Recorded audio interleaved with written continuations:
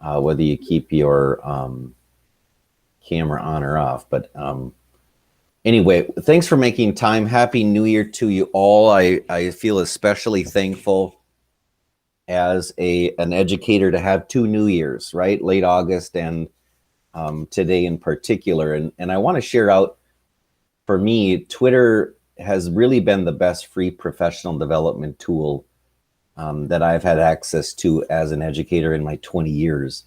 You can dump a lot of time into Twitter, or you can just, occasionally scan for things on your phone or on your teacher device, however you'd like to do that. A little bit about what we're going to uncover today. And I know that you're proficient readers, so I'm not going to read my slides.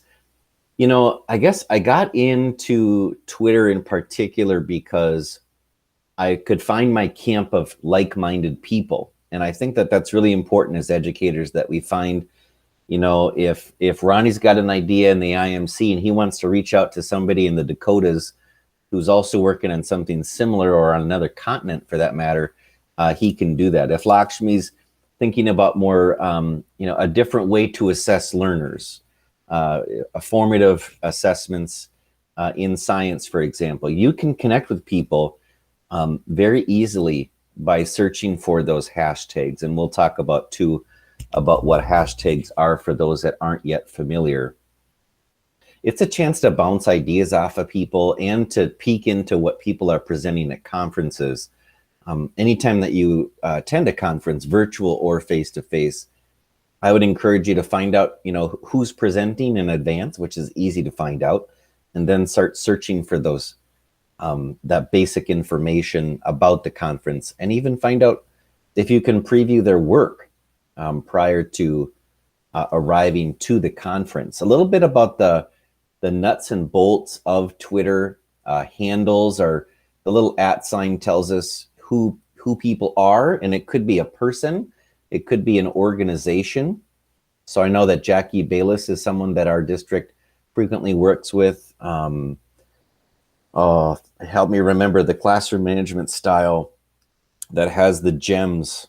I can't think of the name right offhand. We just talked about it in a 12 o'clock meeting that I've already forgotten. Scratch, for example, is its own organization that works with coding with K-5 learners in particular, K-12, but K-5 is the wheelhouse that they work with.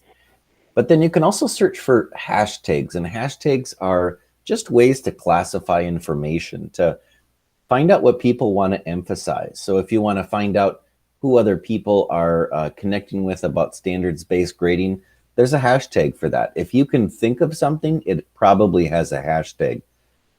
Growth mindset, for example, parenting. If you're a FACS teacher and you want to connect with people who are maybe designing parenting classes for distance learning, or some kind of a hybrid setup, maybe you could connect with them. And then the third piece I want to highlight here on this page is the idea of a chat. And a chat is simply, you have an assumed time. So for example, I participate in a chat the first Thursday, 8 p.m. Oftentimes I participate. It's called #Langchat. It's people who are licensed language teachers who gather once a month, and there are moderators who facilitate the discussion for that. And if you ever want to find out what educational chats are, just Google educational Twitter chats, and you'll find out. This link, by the way, sends you to this great Google Calendar of them. I just happened to peek this morning as I was prepping for my session. I mean, if you can't find something interesting in just the first day on Monday, right? So 8 o'clock, if you're a kindergarten teacher, you're married to a kindergarten teacher, Kinder Chat is its own thing. Texas Library Chat, Ronnie, something to look at, #TXL Chat, I noticed is, I think it was tonight or tomorrow, is in here. So that's something to consider too. But if you're ever curious to find out, and I would also do a search to find out if they're still active. Sometimes groups kind of fade in and fade out, but we can take a look at that closer also. So that's a little bit of a look at too about what a chat is. Here's some lingo that we can kind of examine a little bit closer. When you give answers, for example, a lot of times people just use T for teacher and S for students. It helps tighten up your character use because you are limited to the amount of characters that you can use in your response. So don't hesitate just to Google something, as cheesy as that is. You know, if you're not sure what ICYMI, just Google, what does ICYMI mean? This is exactly what I do when my 8th grade son says something and I don't understand what he means. I can just Google it, and a lot of times I can easily figure it out with the help of a Google search. So that's some extra lingo. Here's an extra Twitter lingo guide that is linked here at the bottom on slide 5. So sometimes they might say, you know, wrap up at the end of a Twitter chat, what did you learn today as a result? So TIL would be one of those ways that you can do that, quickly summarizing that. Twitter also has a direct message feature like Facebook if you're on Facebook.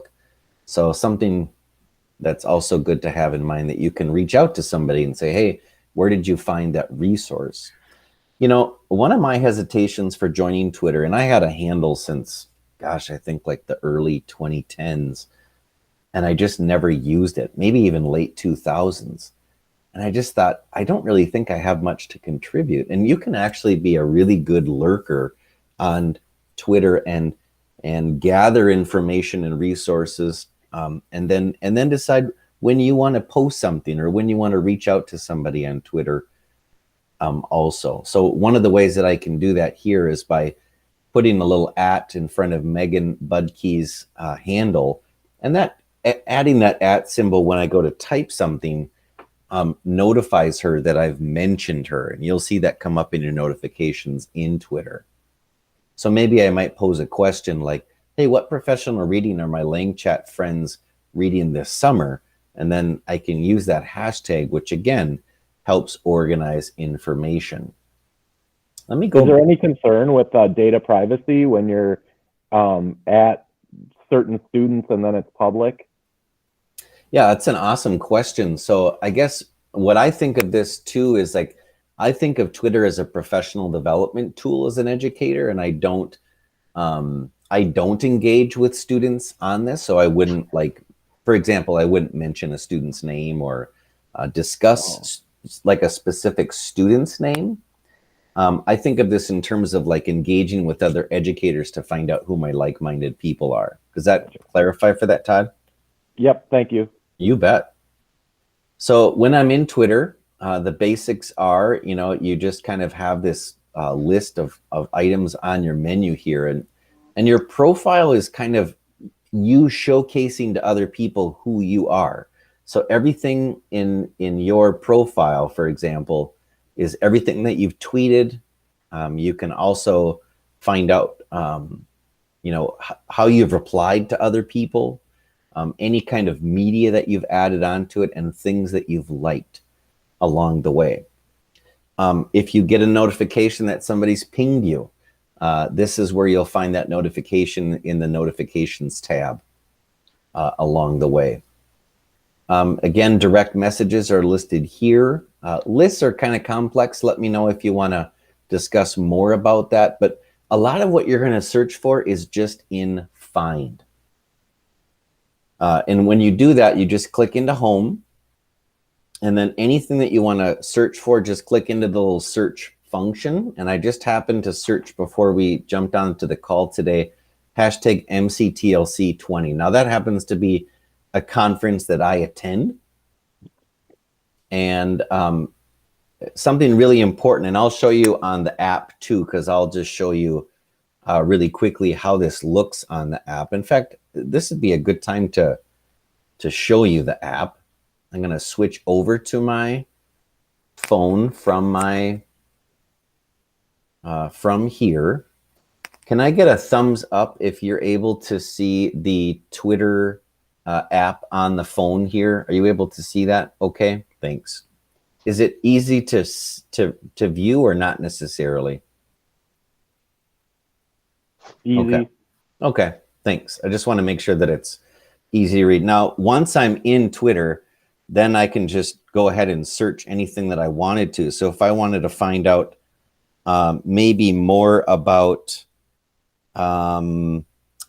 Principal Life. So if you're an admin, for example, and you want to find out what other things are happening for Principal Life, you can search for that.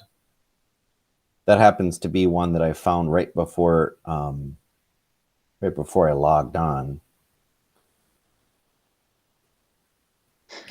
So anything that is viewable, then you can see that also too. So that's pretty fabulous. Now, one of the main pieces in Principal Life searching here is that when I go to that, now everything that I find is related, and you're going to get the most popular tweets there at the top. Now, when I'm doing that, I just click on latest, and then you'll find out this is everything, the latest tweet. So this happens to be like an ad, but then 6 hours ago, somebody named Michael Williams shared out a resource, for example. Okay, so you can go right along and you can find out what other principals have posted along the way.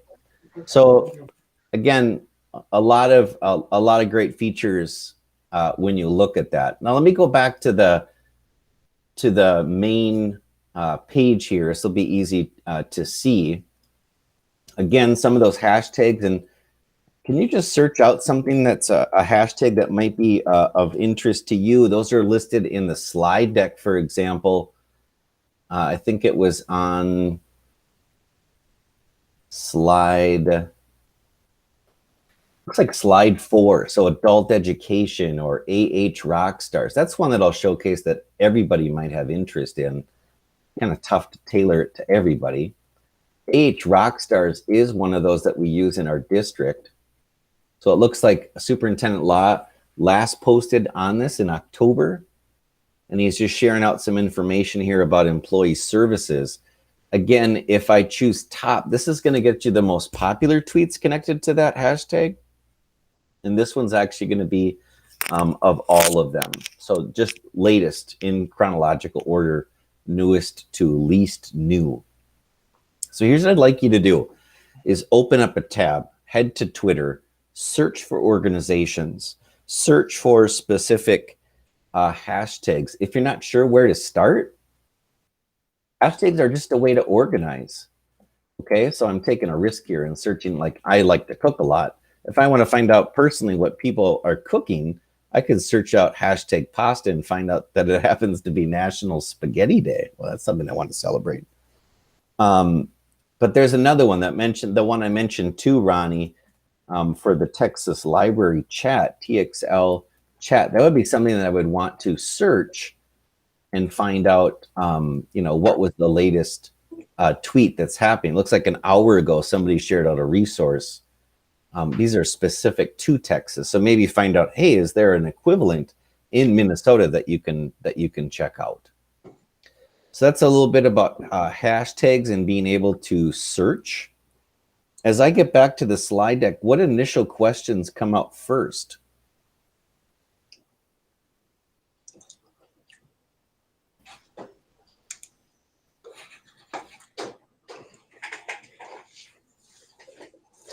So as you're maybe adding that question into the chat, I also want to invite you to think about Tweetdeck. And Tweetdeck is fabulous too, because as a visual person, I like to be able to kind of see across the board quickly.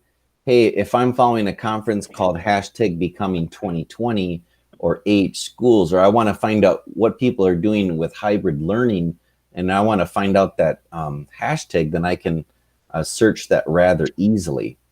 So Tweetdeck is another chance for you to see all things that you're engaged with Twitter across the board, that's for sure. And I would say quite easily. And again, you can like things, right? So if I like this tweet about what's happening at Jackson Middle School, just, you know, give it a heart, a like. If you want to retweet it, that shows up into your feed or your stream when you check out your profile along the way. You can also reply back like a question and answer session also. So that's a little bit about that. Daryl, I have a question. Yeah. So I've seen Twitter be really helpful for like networking and for professional development and just connecting with other educators. Where we struggled like a decade ago when we tried to do this in our counseling department was driving traffic when we tried to get students to our site. Have you seen teachers or any educators have success with driving traffic to their site, or is this more for professional development? I really see this as professional development. I think I would feel even better about using other tools to mimic social media. So using like a Jamboard, for example, to create a social media-like experience with kids where you have that history, that revision history, where you feel, I think I would feel even more confident about engaging with kids in social media. I guess I would say it that way. Okay. That's a really good question. Any tips for how to drive up numbers, especially for departments where kids aren't getting grades or need to go there? Yeah. I guess I would go back to like the branding and the messaging, for example. Like I put in my email signature my handle that I'm using. I might even put hashtags that I follow. I like if you are working in with other CTs, that maybe that's a part of the documentation that you use. Yeah. Thank you. And of course. So hashtag Langchat, I'm going to play a quick video. Let me know in the chat if it is tough for you to hear. It's about a 2 or 3 minute clip. It does a nice job of walking you through what a educational Twitter chat feels like. An hour goes by really quickly if that's something that you want to dedicate some time to. But you can also go back in hindsight and you can go search out what people were posting. About 30 seconds in, one of the words that I couldn't come up with in the middle of the presentation was the word handle. And it was the handle for John Cadena, who goes by, I think it was Sengsai. You'll find out here soon.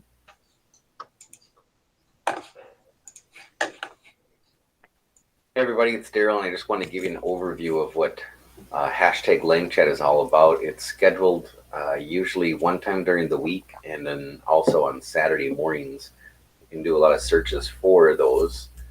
I just did a search for hashtag Langchat in the upper right, and I found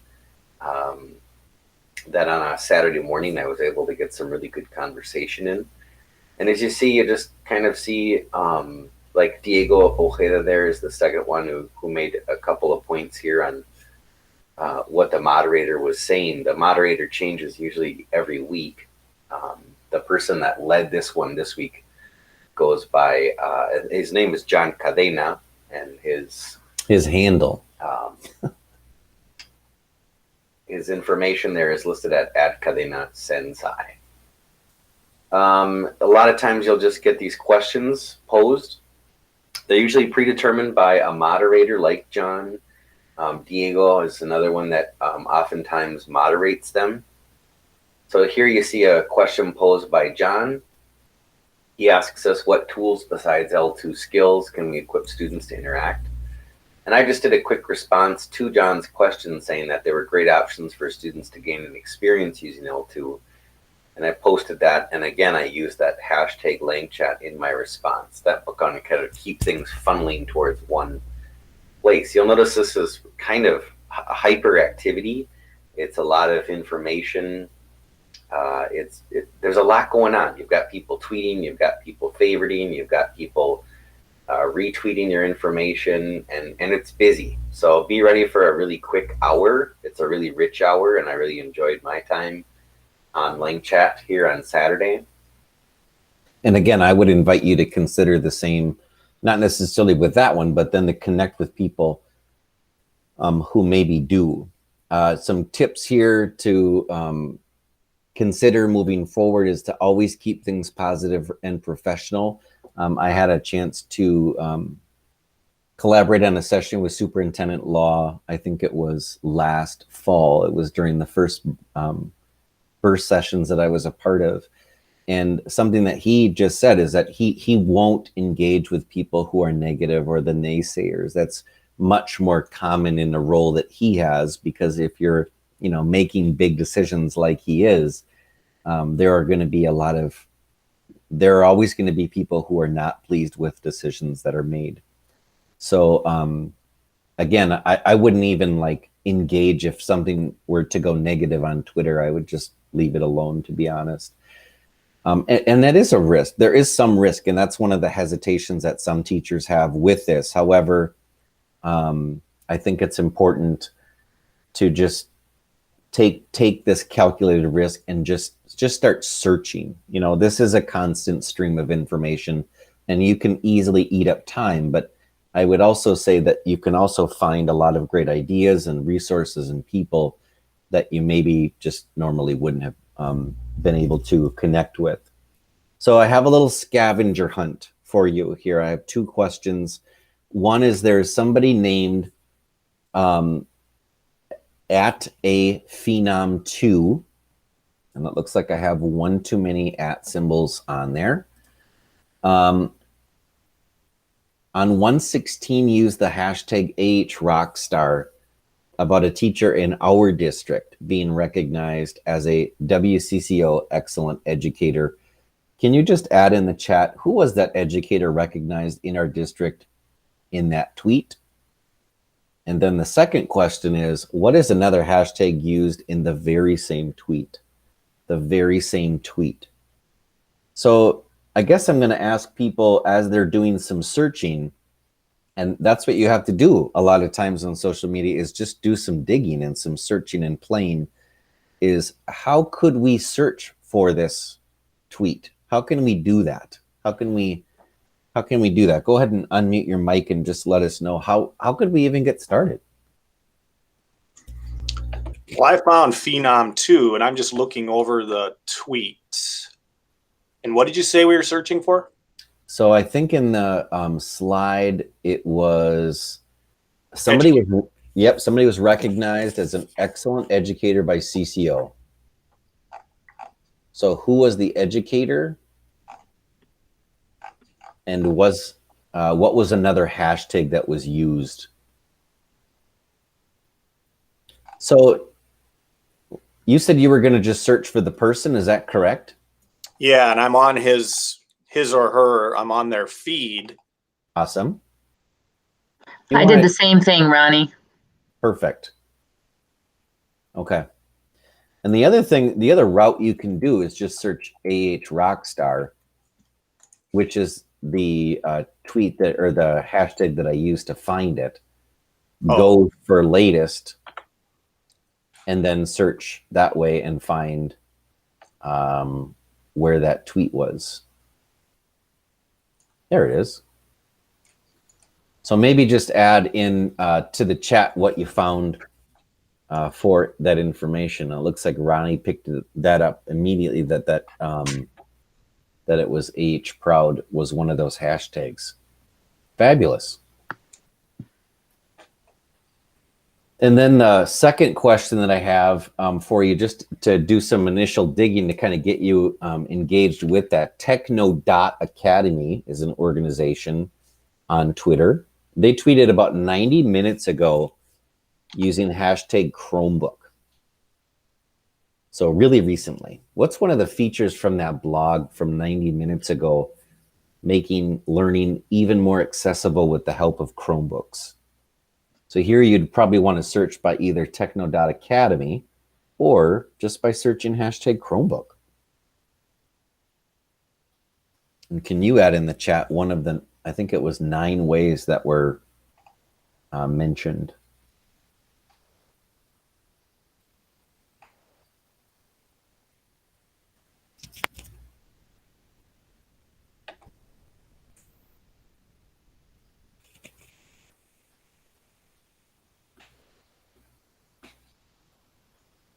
This is also just a great time to explore and find out who are other people that teach or are in similar contexts as me. Who are other career specialists that you want to connect with? Who's another science teacher that maybe has the same kind of casework or course load that I teach also? Let me check the chat here. See if we found, look at there. Jill, quick with the search this morning or this afternoon. Nicely done. What questions come up? I want to see where we're at in the slide deck. I'm pretty sure we're close to wrapping things up. What other kinds of questions come up first as we close? And I'll actually stop recording the session so that we can archive this even quicker.